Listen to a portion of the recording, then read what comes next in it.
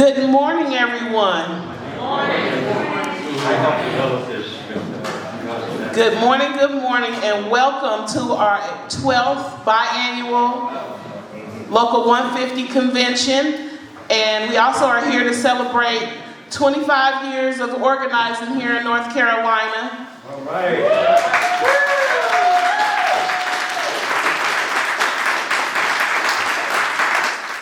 As the pandemic continues, worker struggles have been even greater. Just in the last 2 years, we have seen gas shortages and price inflations. In the housing market, and housing costs are going up. And mass shootings have become the norm, and police shootings on unarmed black men have happened too often. We have seen cost increases on our food, due to worker shortage and corporate greed, and even shortage on baby formula. And who can forget the attack on the Capitol on January 6th? Amen.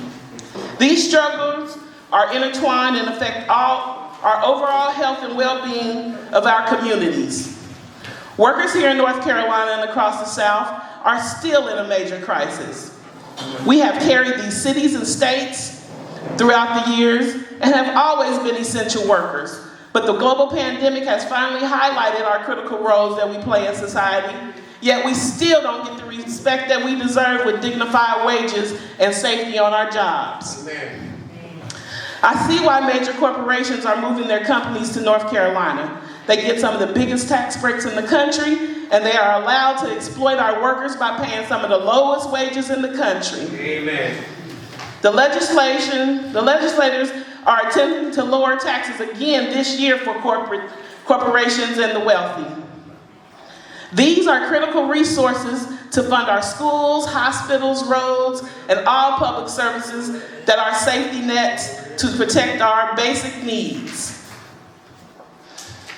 Over the last 25 years, UE Local 150 has pushed back against our bosses and the government with public speakouts, press conferences, and demanding and receiving meet and confers.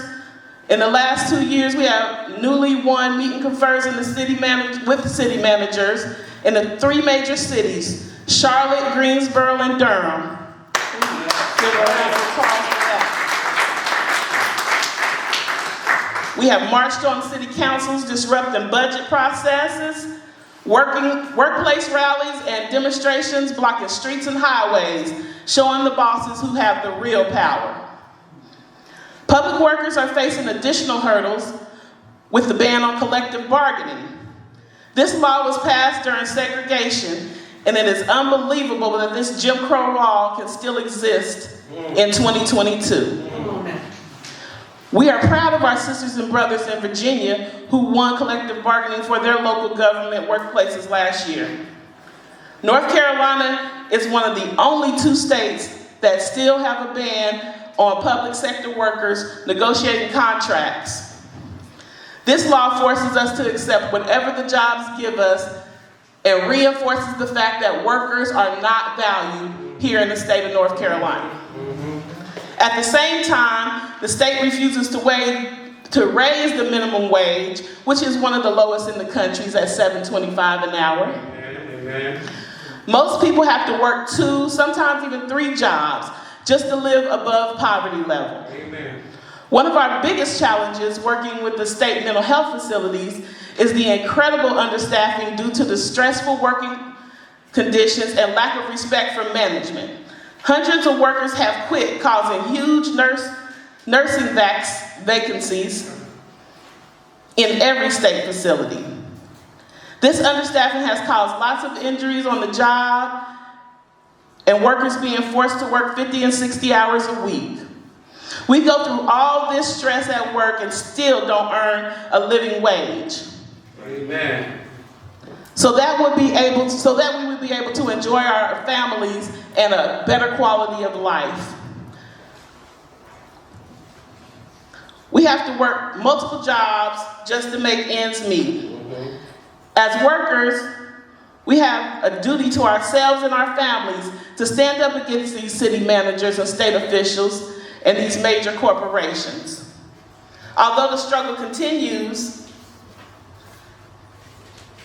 through our efforts, we have been able to secure a 10% temporary increase with the direct care staff at DHHS facilities. Our cities have won a minimum wage of $20 an hour for our workers in the city of Charlotte with a 10% across the board increase. Yeah. Now that deserves a round of applause.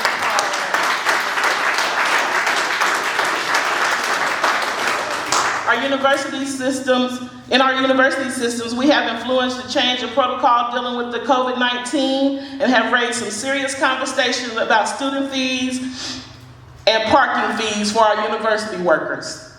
We understand the need for allies in this fight for racial justice and equality, safe working environments, and fair living wage. Partners like the Poor People's Campaign that led us across the country for an amazing display of worker power on June 18th, to the Poor People and Low Wage Worker Campaign as thousands of workers descended upon Washington, D.C., and North Carolina Medicaid for All Coalition that we are a part of, where workers and activists across the country are fighting for a universal single-payer healthcare system. Comrades like the AFL-CIO and domestic workers who have helped form coalitions to challenge the North Carolina Department of Labor and other unions and labor organizations and force the Department of Labor to do its job and protect workers by creating a mandated and safe work environment, just to name a few things.